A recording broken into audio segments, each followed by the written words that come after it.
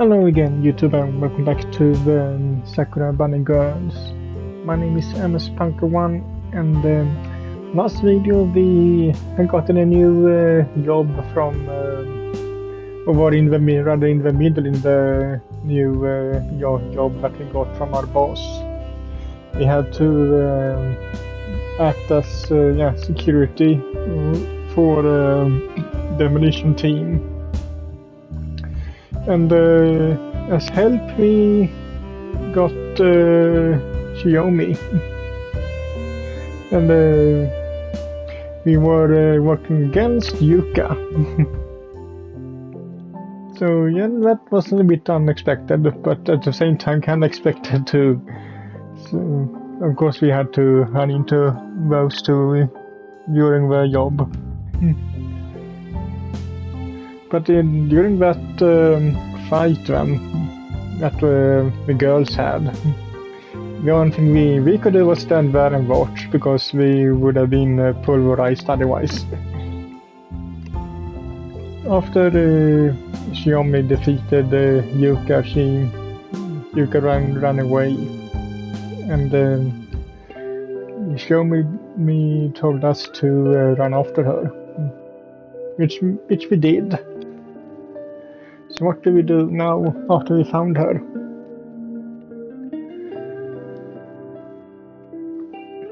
Avoiding any source of noise in case I bump into an unwelcome encounter, I walk down the street using the shadows as cover. If someone saw me carrying Yuka like this, they think the worst and attack me without thinking twice. Must be extra cautious. I repeat that to myself as I set the route to the gang's hideout, aware that the closer I get, the more likely the crew will be around. Or what's left of it. It was a very intense strike. Luckily for Yuka and me, I'm able to arrive at the abandoned warehouse somewhat easily, not finding many threats along the way. The place looks empty, and perhaps it remained that way for a good amount of time. The gang must have split to avoid the police, and ultimately they regroup here. When that happens, Yuka's people will take care of their leader and ensure her safety. But until then, things could get ugly for Yuka. Satomi gave her quite drubbing, whatever that means. It's a solid chance her condition could worsen. I nod to myself as I enter her makeshift bedroom, carefully enough to not shake Yuka's inert body much. I refuse to let anyone suffer, not even my rival. With the same amount of caution, I place Yuka on top of her bed, her eyes tightly shut and her expression twisted with pain. She even heaves a soft sigh the moment her back touches the soft mattress. Damn, I'm starting to think she's critical. Satomi's devastating strikes might have caused internal damage. It's safe to assume that if Yuka had been a regular human like me, she'd be 6 feet under. Specifically since she would be headless too, if I remember correctly. I bring my hands to my my head as the situation becomes more complex. Yuka's life's at stake. Can I take a risk of leaving her on her own and hope for a gang to save her? Or should I call the emergency service anonymously so that they take care of her properly? What a tough decision to make. Oh, we actually have to... Okay.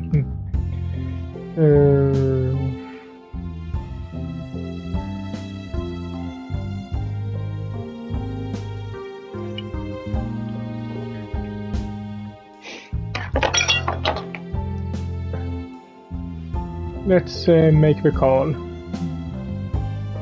Better that we ensure her survival and risk anything.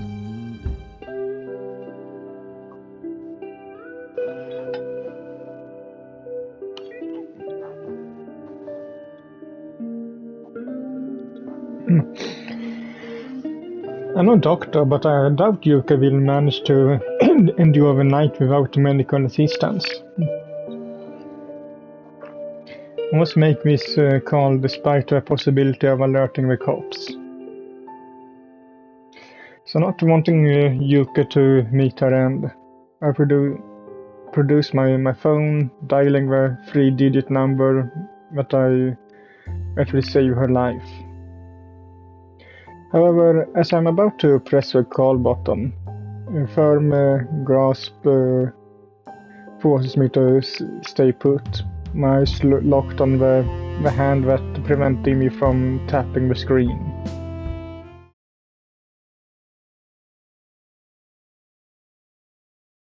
She's awake.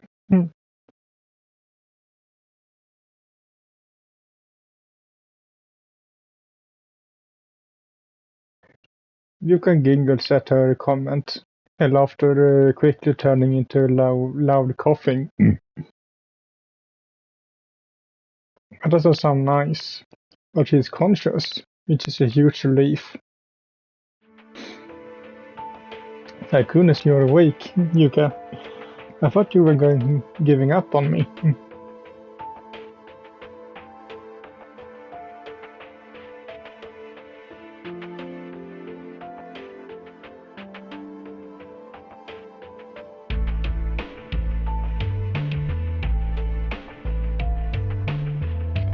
Another cough attack cuts Yuka short.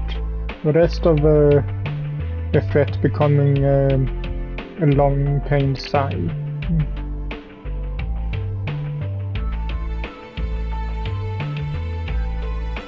Yeah, I do.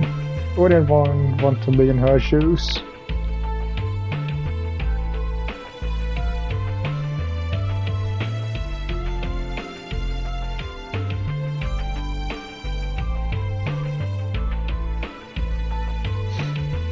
Yuka smiles at me satisfactorily, her eyes lingering over mine as she plans her vengeance.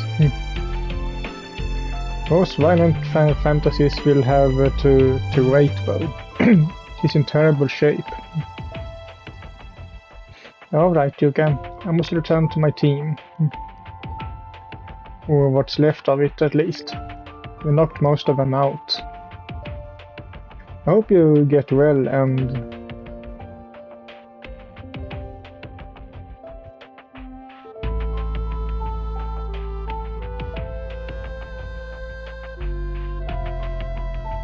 Do what exactly?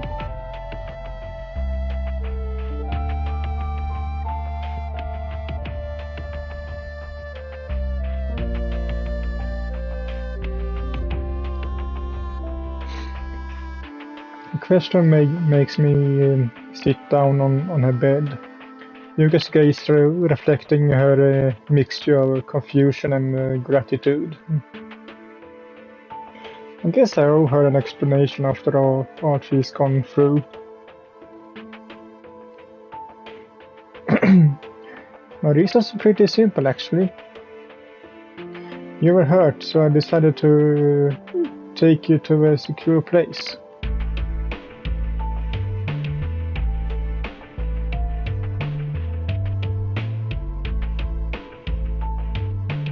You don't believe me, Yuka?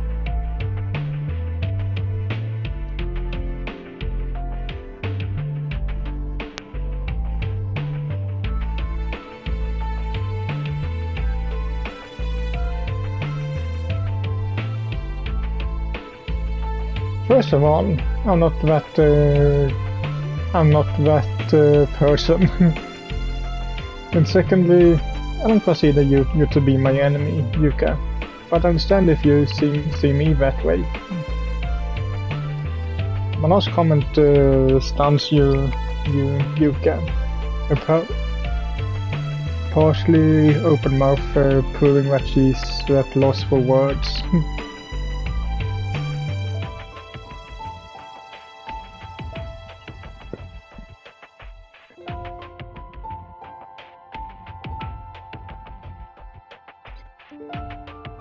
She almost did yesterday, and even still, I don't see her as my enemy. As a rival, maybe. After all, what she did and what I'm doing is work. I'm nothing against you, and personally, I believe you are a great person for protecting these people from those who want to exploit them. Unfortunately, our paths crossed tonight, and we were on different sides. But yeah, I'm not gonna hate you after this. Yuka stares at me intently, unsure how to take this information. She was expecting to have earned an enemy, and she just found out it's quite the opposite.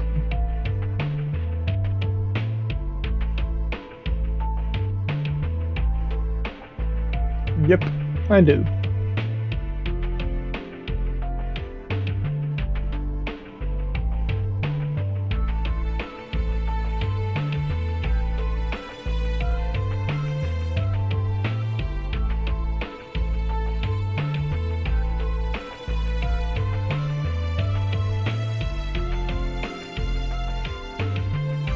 Could say the same, Yuka. We looked at each other before we burst into laughter. I muffled the noise coming from the warehouse, triggering me to go silent and then take cover behind the wall.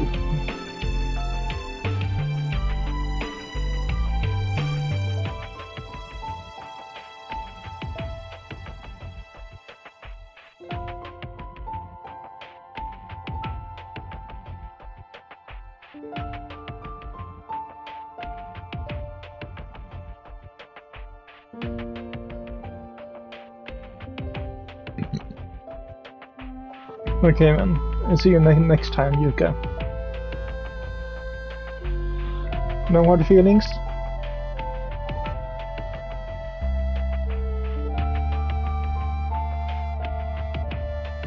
I'm gonna take that as a compliment. I wink at Yuka playfully before I withdraw from her bedroom, using darkness as a mantle to make my escape. Yuka's not only safe, but she's still my friend as well. Double consolation, since I didn't want either to change. Having supernatural enemies is something one should definitely avoid. I think I can agree with that.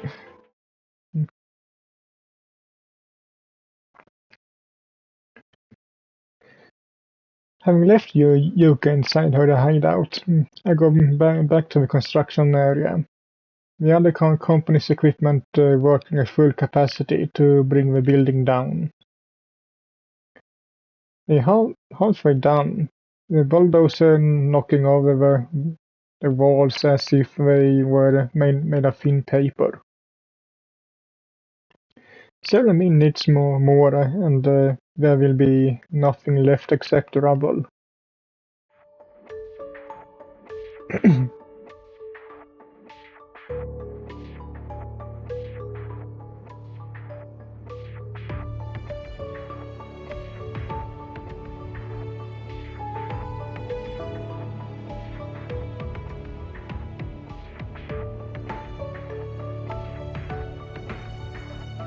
The neighborhood is swarming with people going up and down Satomi. We all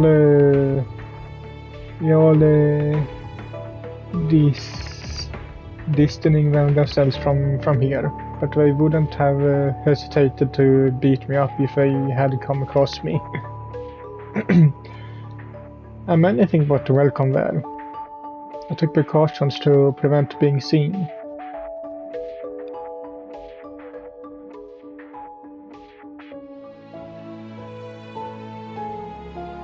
Satomi giggles as she conveys her playful flattery, preparing her next question as her laughter winds down.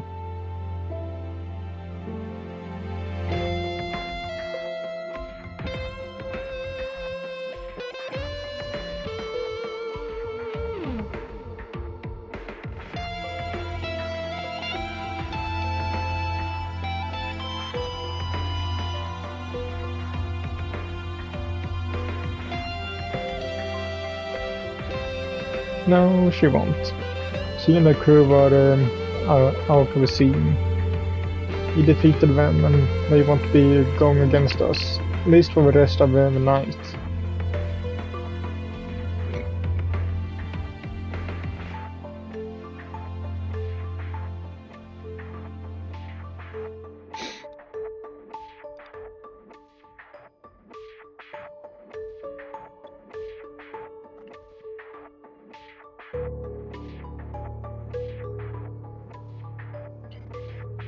With a smirk on her face, Satomi gestures to me to gaze at the team, working relentlessly, nibbling the structure away with very heavy machinery. However, looking at them demolishing the building reminded me of something. That's my team, Satomi. You can knock them senseless. Are we okay?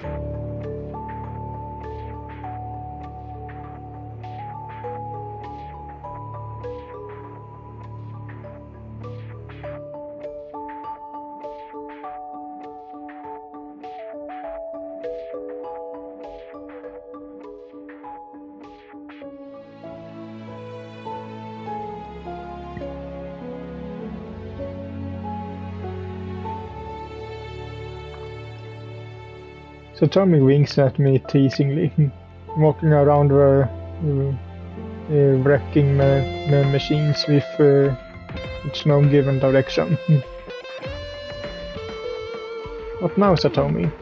Should we spend the rest of the night patrolling the area or supervise specific points?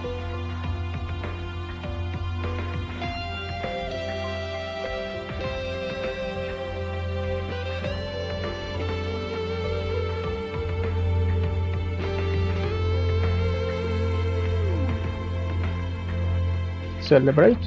How? Also, shouldn't we stay put? Those are our orders.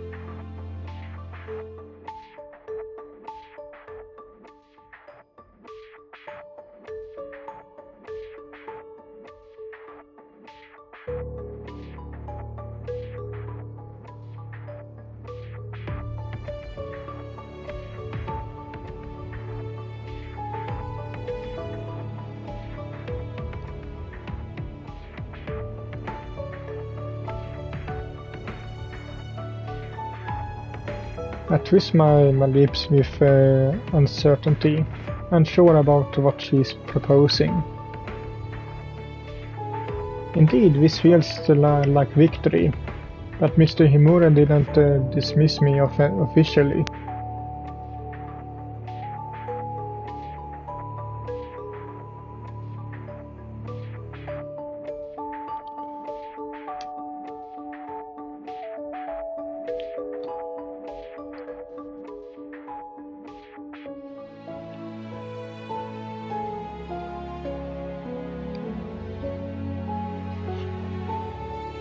Satomi produces a phone while she smiles at me, using it to make a call.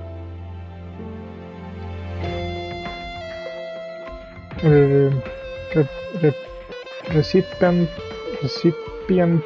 picks it up immediately, showing that they were expecting it.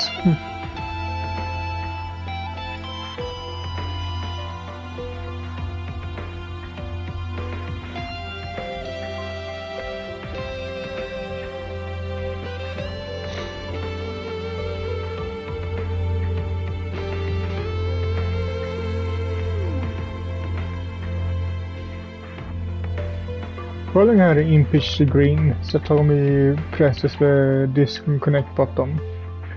Gaze locked on me, waiting for something.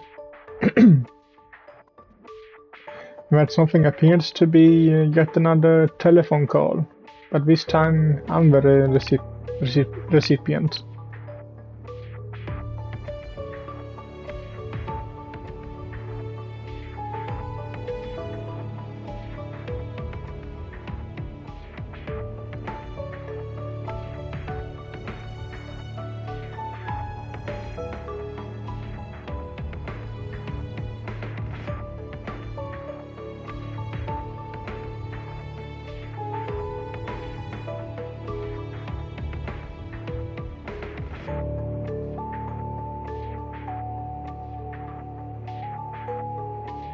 Thank you, sir.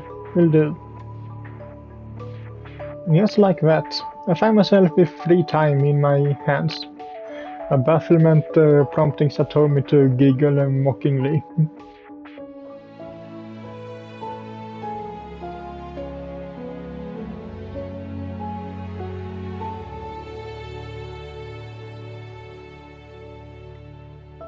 I guess not, no.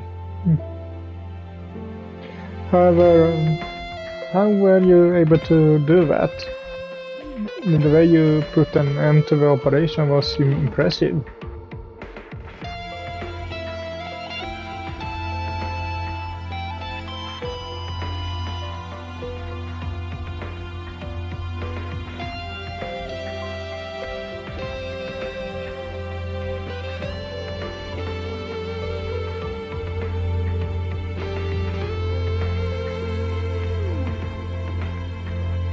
Satomi lets out a decisive peal of laughter, enjoying the fact that my team and I were only subordinate to her. I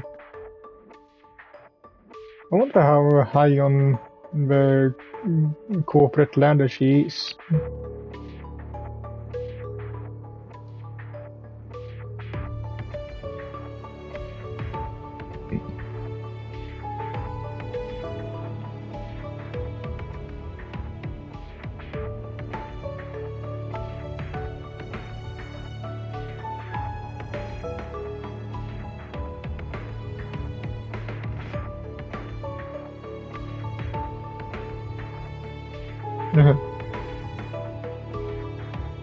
If that rhymes as good as you, then 10. This is an offer I can't refuse.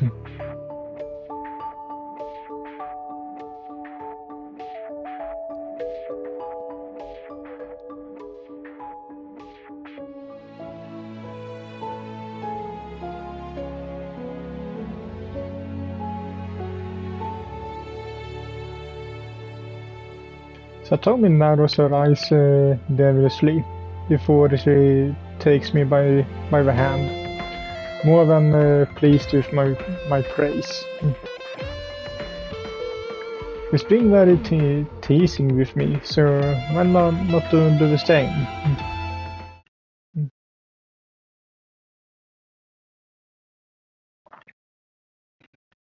The private car that took Satomi and me to the skyscraper she lives in was very luxurious. An apartment doesn't fall any shorter. It's spacious yet cozy, decorated in an minimalist style, but of a lavish taste. The abstract paintings alone must be worth a tiny fortune, with enough zeros in their prices to be able to scare pretty much anyone.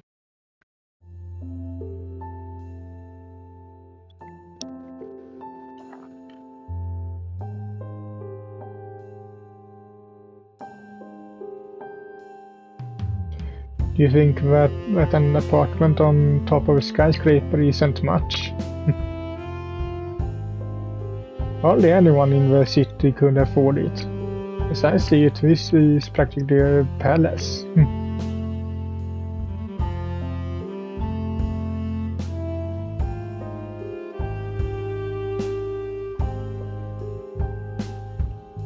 What is it then? I'd be extremely happy to live in this apartment.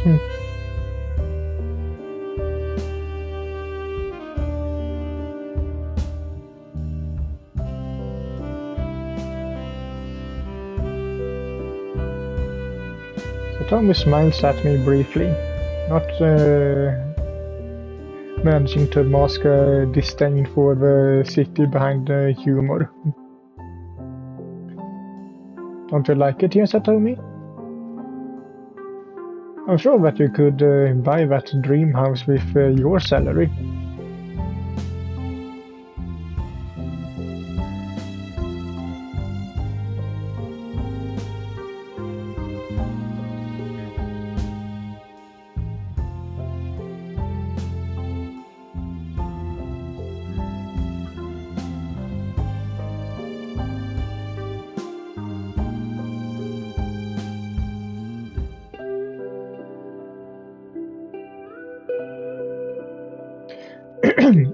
Sorry.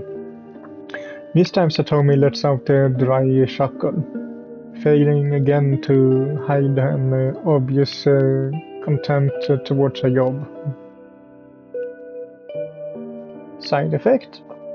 Make it sound as if there was more to your job and not necessarily good things.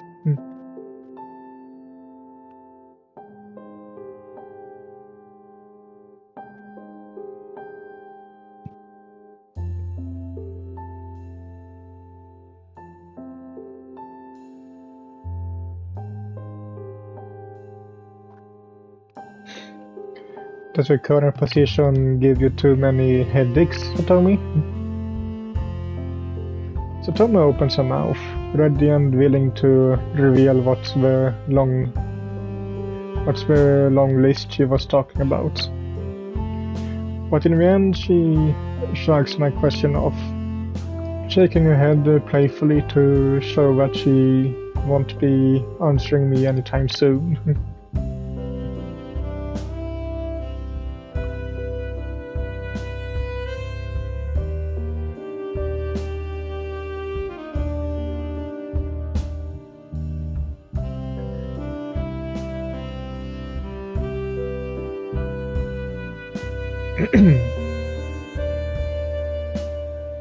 No, she has maids. A feminine voice replies to Satomi before a maid appears with a hop from a corner. Another maid following suit shortly after. Incredible! Satomi has 2 maids under her service? Well, it makes sense. This is an apartment too ample for a single person to take care of.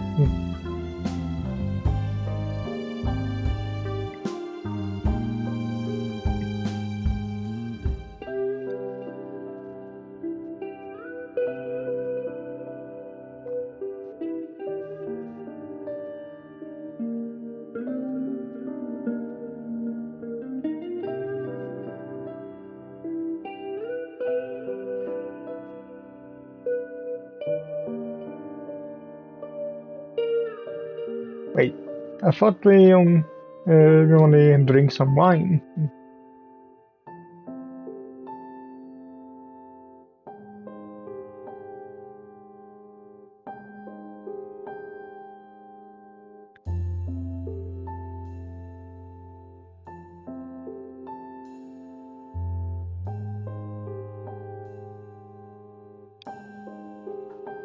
Satomi smirks at me, giggling to strengthen the message. I won't be leaving until tomorrow morning. The idea doesn't bother me, though I don't think that Satomi would be that I didn't think Satomi would be that hospitable. Does she have ulterior motives, perhaps?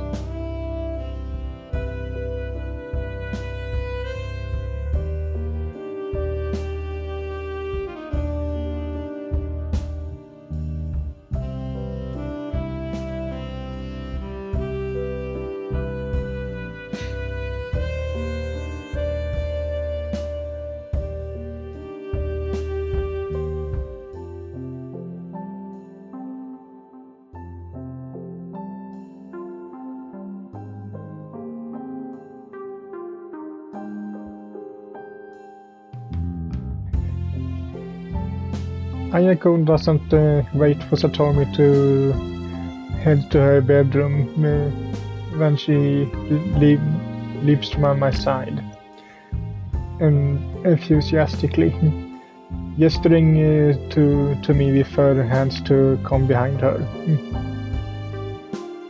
I say nothing as I obey her unspoken command, watching how Aki leaves to what I believe is the kitchen. Given how massive this apartment is, Satomi could store the bottles of wine in a cellar. Ah, come on, she has her own swimming pool on the balcony.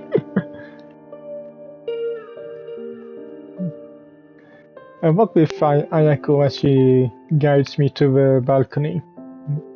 The nightly views of the city unfolding before me, like an ocean of shimmering lights. Satomi wasn't kidding when she said that the sights were stunning. I can hardly take my eyes off this impressive landscape.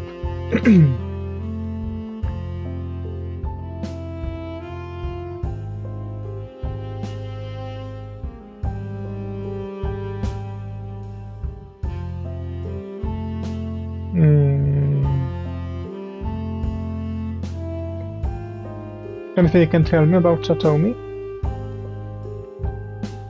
I shouldn't be asking since Satomi is your mistress, but does she celebrate the end of missions like this often?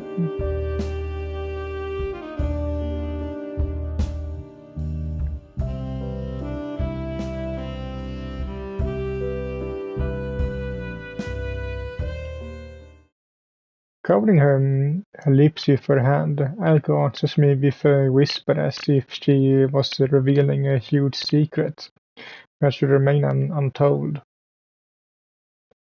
But to be honest, it's not that surprising. Satomi didn't strike me as someone that was merry and spirited. She did manage to baffle me when she met with me earlier today at Mei Mei's cafe. Though maybe she about to do it once more.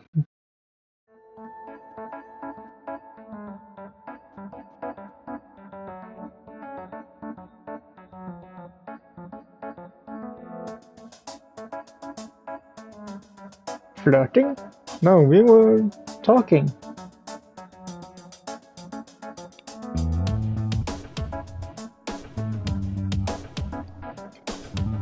Ayako and I gaze at each other, or our responses lacking on purpose. You can't just say we were talking about her. It'd be extremely rude and tasteless.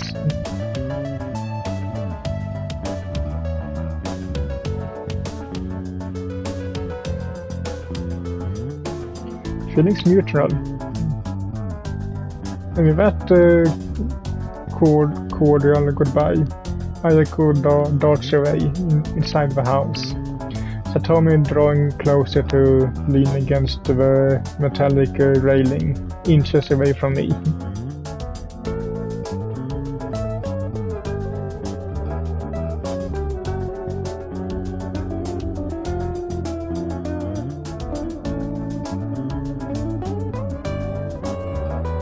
It's alright. It was nice chatting with her. A little we did at least. You changed the clothes very quickly. Is the bunny suit that easily to take off? Being skin tight must complicate things quite a lot.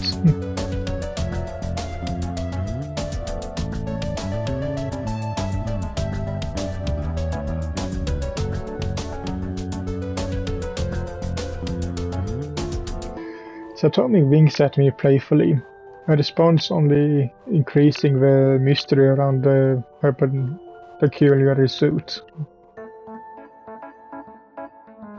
I really like to know some more. Although, as I'm about to ask, Aki and Ayako arrive with the wine.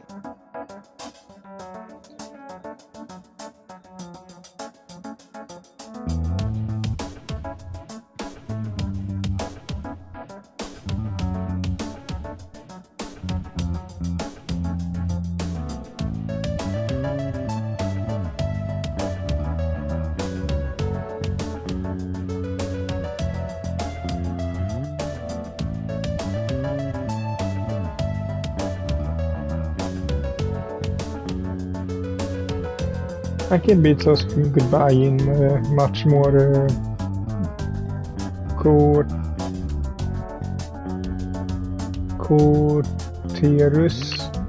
courteous manner than Ayako, placing the now open bottle of wine next to the glasses before she exits the scene.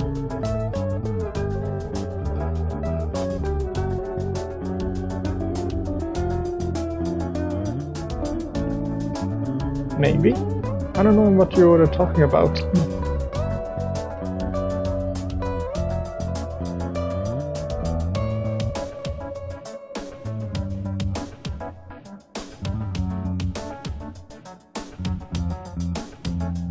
Yeah, Aki's well-mannered. As Rayako, she's more ordinary. However, I'm assuming that you like the way she is. Otherwise, you would replace her with someone more similar to Aki.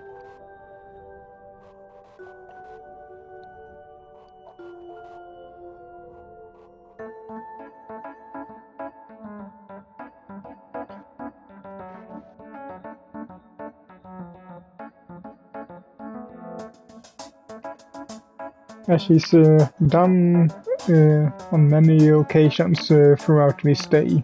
Satomi compliments me with some playful remarks, pouring some wine into the glasses with utmost care. I shudder to imagine the cost of every drop of yellowish liquor.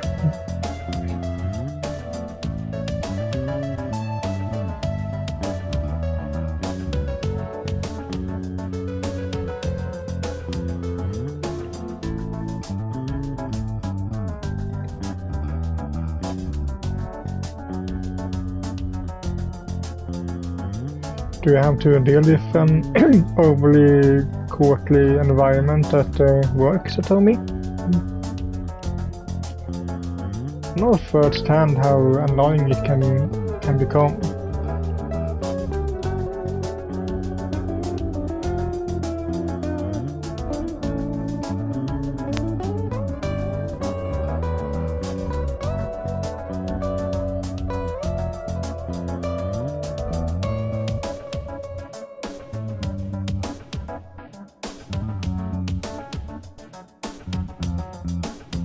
The comment perplexes me, making it even clearer that she holds some sort of grudge. I considered pursuing this issue, but the smile on her face hints that she's about to change where the conversation is going.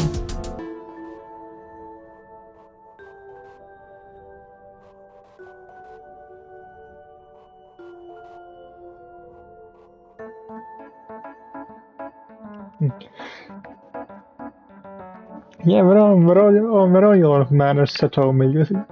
You still have your clothes on.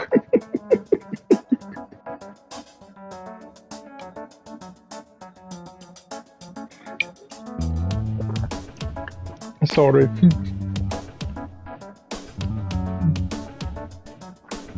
Only important. Despite our differences, it's nice spending time with you.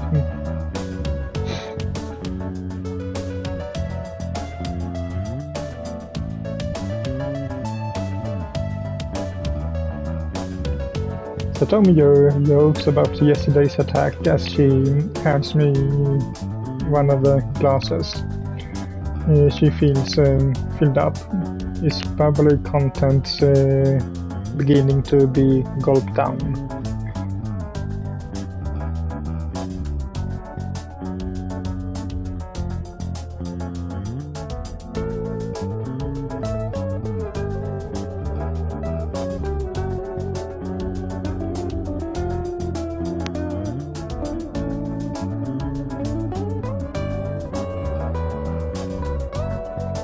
You don't? Because it appears you want a rematch.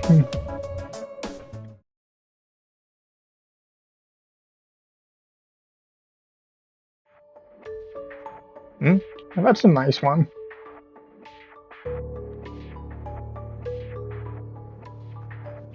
Satomi narrows her eyes provocatively before she clings a glass with mine, sipping from it slowly as to savor the wine.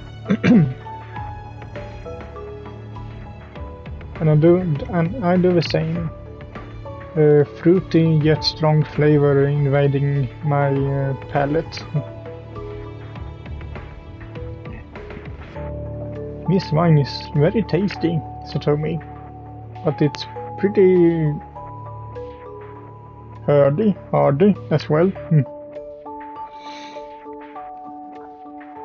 It kind of reminds me of sake.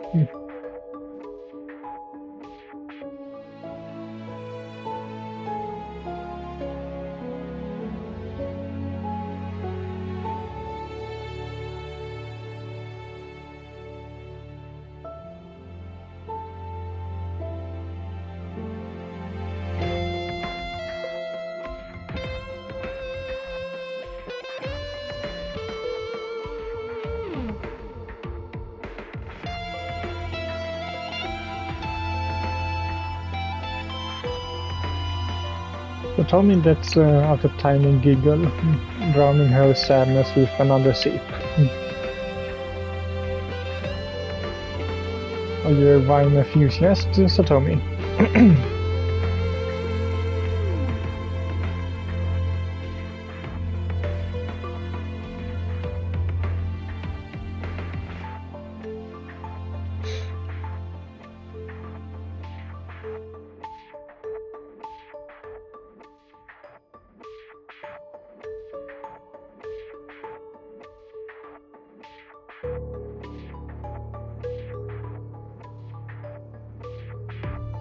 That's the point there. I nod to show that I agree, drinking a bit more from my glass in the process.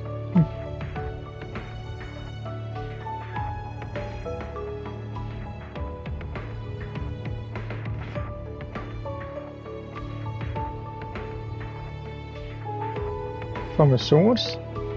Do you mean the winery?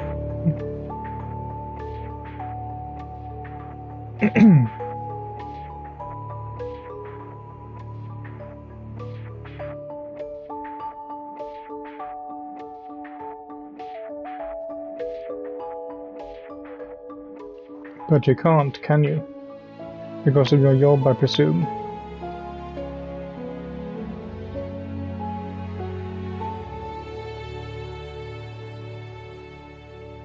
Satomi smiles sadly, covering her pout partially by sipping yet again from the glass. At this rate, she need a refill soon.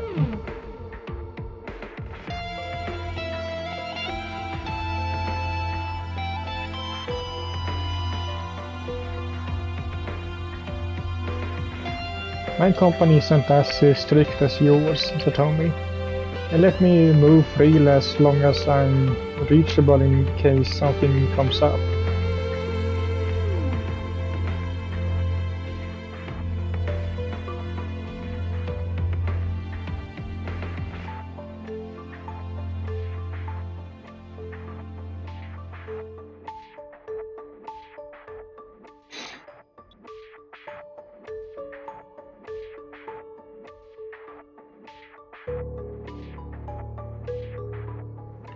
Failing to contain her ill feelings, Satomi giggles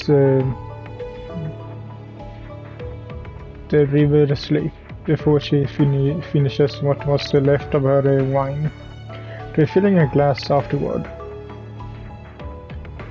She's showing a blunt aberration toward her company tonight. I believe I should try my luck and see if she's willing to tell me some more.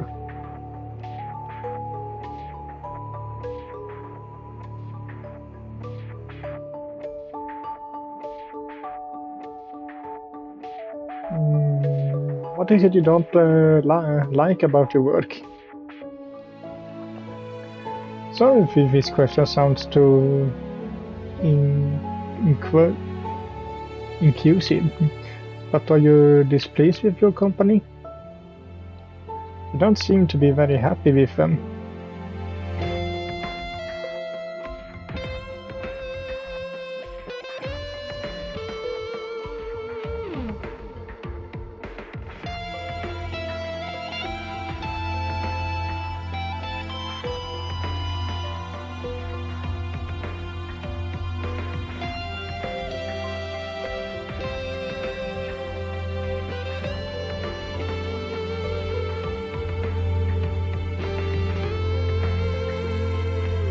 Your company doesn't know what we're doing.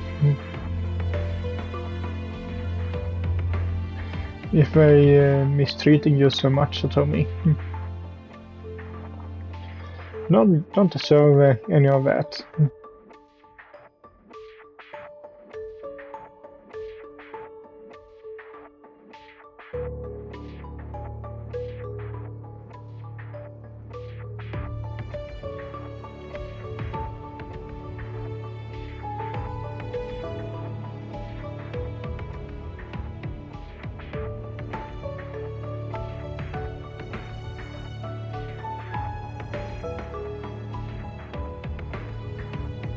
Satomi gazes at the rim of her glass as she utters her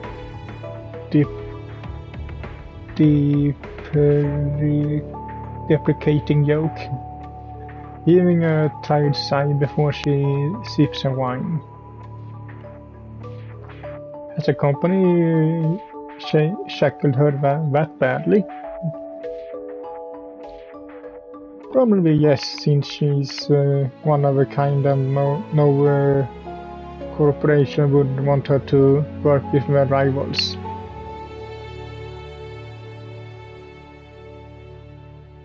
What's your role in the company?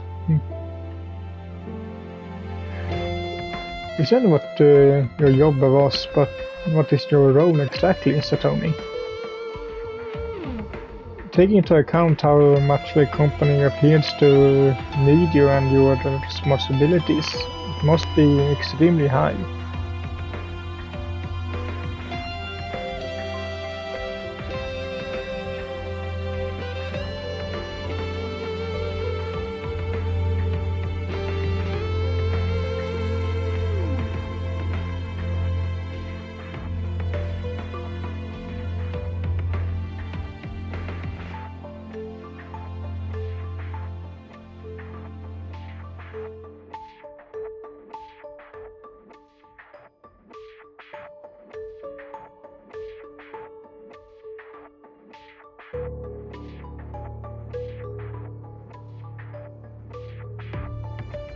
You overworked. You're clearly overworked, Satomi. We're asking you to do way more than you should. As I see it, your company shouldn't burden you that much, especially if you're crucial to complete their operations.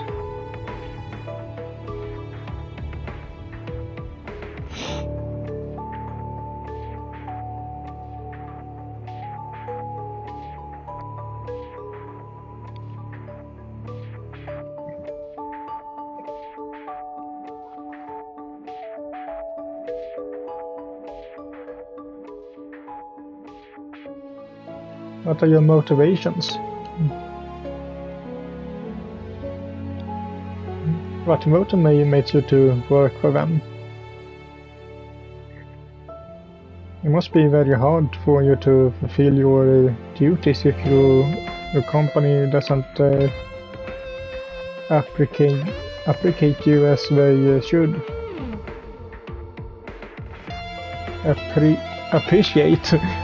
Appreciate.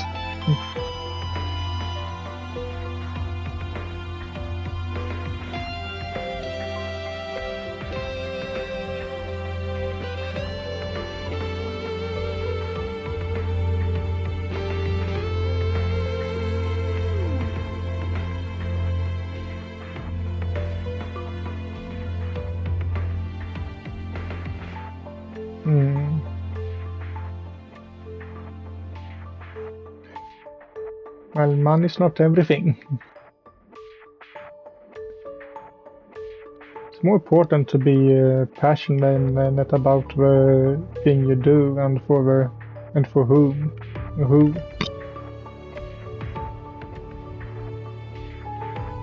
I'm afraid of us can we achieve so much engagement from you if it's not the case.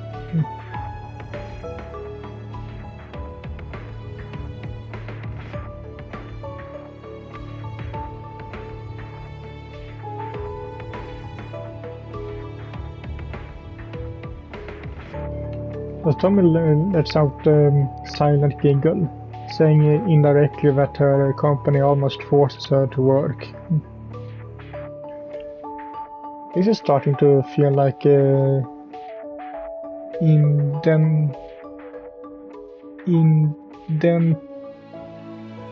something slavery, more or less.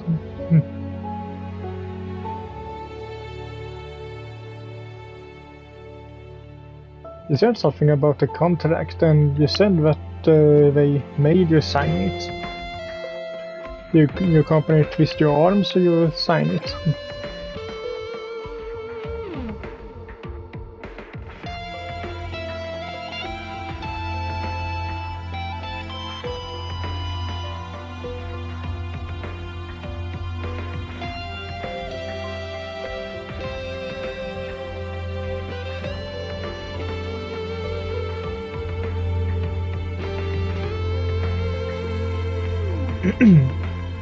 Silence lingered in the balcony for a few seconds, broken only by the distant noises of the city. Satomi's face is composed, but I can sense that asking further about the contract of her or her family will end in even more silence.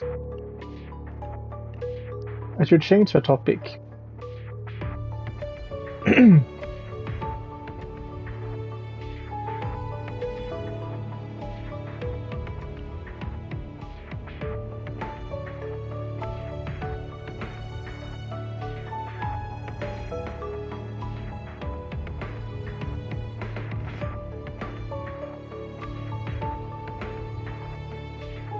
Wanted to keep things interesting, Satomi.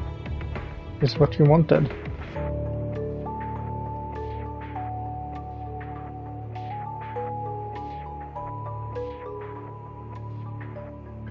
Satomi bites her bottom lip teasingly, halving the contents of her glass. Drinking responsibly is starting to lose its meaning. Anyway, what do you want to know? I'll give you some responses.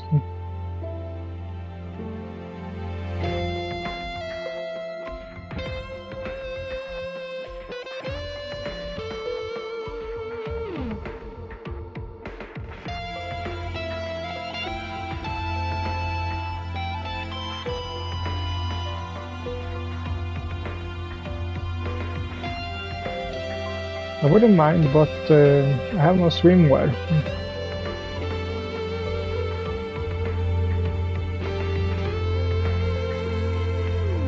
Burst into laughter, Satomi gazes at me from head to toe, hinting to get in the jacuzzi without anything. As I'm about to ask her if she's serious, she calls Saki's name out loud, summoning her in an instant.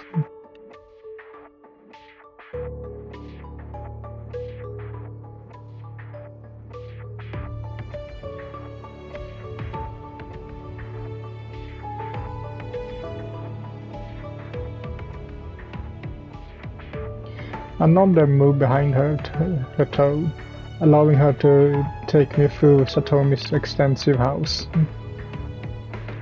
Did Satomi have a celebration prepared beforehand? Because I can't believe she had the spare clothes for men in the guest room otherwise.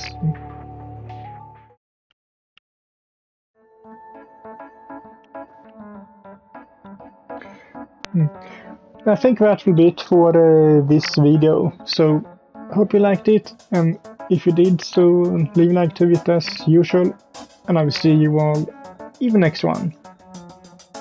Bye!